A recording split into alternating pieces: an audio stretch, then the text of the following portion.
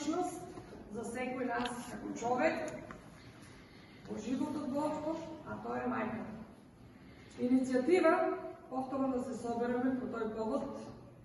се повторно Сдруженијето на Хрватите во Охрид во Штип, Либертас, со нивната председателка Долорес Петров. Да, денот на мајката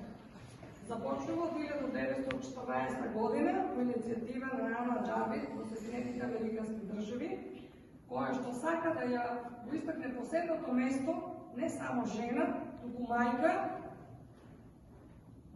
и нејзиното мајчинство да го поврзи и со целокупното општествено живење.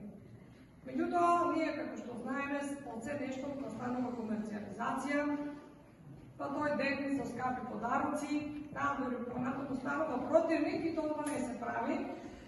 затоа што денот на мајката е доволно викендна преградка и еден убав збор да се топли мајчиното срце. Јас во оваа пригода најдов на еден така, може би, цели идеја асоцијативно и еден преубав текст на мајката.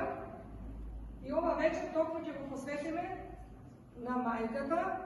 од повеќе аспекти и во општественото живење како активна во сите сфери,